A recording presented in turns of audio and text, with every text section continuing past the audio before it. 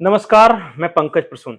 दोस्तों, आप में से किसी ने भी बिल्डरबर्ग ग्रुप या ग्लोबलिस्ट इन दो शब्दों को कभी सुना है? ये दो शब्द क्या हैं, उसके बारे में मैं बताऊंगा। दूसरे विश्व युद्ध के बाद अमेरिका, पश्चिमी यूरोप और इजराइल, इसके बड़े बड़े बिजनेसमैन और राजनेताओं ने एक सीक्रेट ग्रुप बनाया। 2005 में किताब आई है डेविड एस्टुलिन की।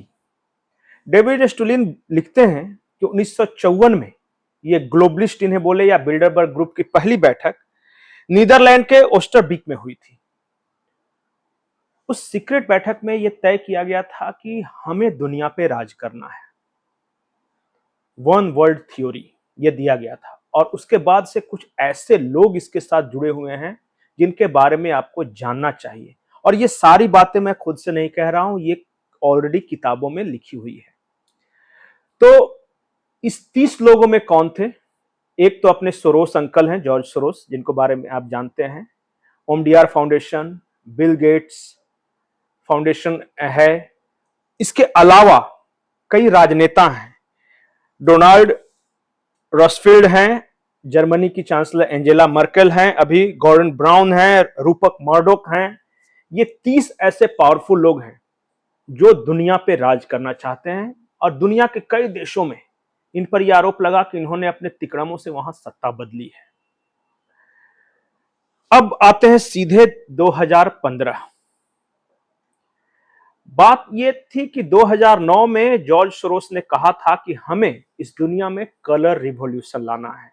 यह वर्ल्ड इकोनॉमिक फोरम की बैठक हुई थी, उसमें बाकायदा इन्होंने कहा था कलर रिवॉल्यूशन।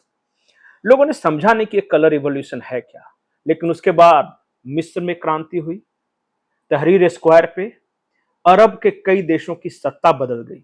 इजिप्ट में हुस्ने मुबारक बदल गए, सीरिया में भी प्रयास हुआ, यूनान में प्रयास हुआ। तो इतने पावरफुल ये लोग हैं कि इनके एक शब्द का मतलब बहुत कुछ होता है। अब इसी जॉर्ज सोरोस ने कहा है कि भारत में हिंदू नेशनलिस्ट की सरकार है और वहां लोकतांत्रिक मूल्यों की स्थापना के लिए हमें नरेंद्र मोदी को किसी भी तरह सत्ता से हटाना है। अब आप बोलेंगे कि ये किसी बुजुर्ग व्यक्ति जिसकी उम्र 90 साल के आसपास है, उसके बोलने से क्या जाता है? जाता है। वो इसलिए किसी जॉर्ज सोरोस पर आरोप है कि इन्होंने पूरे ब्रिटेन की बैंकिंग सिस्टम को एक दिन में कोलैप्स कर दिया था। वो सबसे बड़ा बैंकिंग फ्रॉड था। एक एक शख्स इतना पावरफुल है और भारत के मामले में चाहे वो फोर्ड फाउंडेशन हो, ओमडीआर फाउंडेशन हो, जॉर्ज सोरोस का ओपन सोसाइटी फाउंडेशन हो, सबने बयान दिए हैं। तो क्या सचमुच भारत की नरेंद्र मोदी सरकार खतरे में है? आज मैं इन 30 खतरनाक लोगों के बारे में सीरीज में बताऊंगा। आज सबसे पहले शुरू करते हैं ओमडीआर फाउंडेशन से। ओमडीआर दो भाई थे।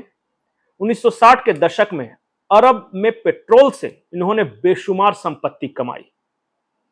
ओमडीआर की कंपनी में एक शख्स काम करते थे जिनका नाम था हेनरी किसिंजर। इन्होंने अपने पैसे की ताकत और लॉबिंग की बदौलत हेनरी किसिंजर को अमेरिका का राष्ट्रपति बना दिया। बात 1973 की है। पेंटागन का सीक्रेट डॉक्यूमेंट्स कहता है कि हेनरी किसिंजर ने एक डॉक्ट्राइन लाया। डॉक्ट्राइन यह था कि अगर हम दुनिया पे राज करना चाहते हैं तो हमें थर्ड वर्ल्ड या सेकेंड वर्ल्ड की जनसंख्या को नियंत्रित रखना होगा। 1973 में यह डॉक्ट्राइन आया। 1974 में भारत में इमरजेंसी लागू हुई और इमरजेंसी के दौरान हिंदुस्तान में बड़े पैमाने पर नसबंदी हुआ। आधिकारिक आंकड़ों के अनुसार करीब 60 लाख लोगों की नसबंदी कर दी गई। यह हिटलर द्वारा ज्यूज के खिलाफ की गई नसबंदी से 15,000 ज्यादा था। उस डॉक्ट्राइन में, जो हेनरी किसिंजर की डॉक्ट्राइन है, उसमें शॉर्ट टर्म, मीडियम टर्म और लॉन्ग टर्म गोल लिखे गए हैं कि हम कैसे दुनिया की जनसंख्या को नियंत्रित करेंगे, दुनिया की इकोनॉमी को नियंत्रित करेंगे और कैसे हम अपना राज्य स्थापित करेंगे। शॉर्ट टर्म गोल की बात मैंने बताई कि 73 में यह डॉक्ट्राइन आया हेनरी किसिंजर का। 74 में भारत में नसबंदी कानून लागू हुआ, 60 लाख लोगों को नसबंदी कर दी गई। अब आते हैं मीडियम टर्म गोल पे। 2009 की एक खबर है, मध्य प्रदेश के अखबारों में छपी थी। बिल गेट्स फाउंडेशन एक दवाई पर एक्सपेरिमेंट कर रहा था। आमतौर पर विदेशों में दवा पे जो परीक्षण होते हैं वो चूहों पे, खरगोश पर होते हैं, लेकिन हमारे यहां वो परीक्षण आदिवासियों पर हो रहा था। कोरबा जिला है, 9 आदिवासी मारे गए। खबर आई, खबर को दबा दिया गया। आरोप यह है कि पश्चिम बड़े पैमाने पर दवाओं के जरिए, वैक्सीन के जरिए हमारे देश के लोगों को स्टेराइल बना रहा है, नपुंसक।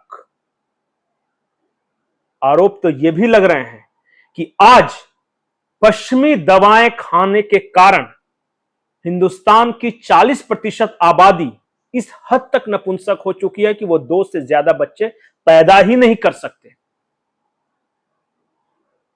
आने वाले वक्त में धीरे धीरे दवा का डोज बढ़ रहा है। हमारे देश में जनसंख्या नियंत्रण सरकार की पॉलिसी तो थी ही, लेकिन हेनरी किसिंजर, ओमडीआर ग्रुप से इसे जोड़कर देखिए। आज मैंने सिर्फ एक ग्लोबलिस्ट की कहानी सुनाई है या बिलबर्ड ग्रुप की। ऐसे ऐसे 30 हैं जो अलग अलग क्षेत्रों में काम कर रहे हैं। अगली कहानी किसी अगले ग्लोबलिस्ट की अगले एपिसोड में। नमस्कार।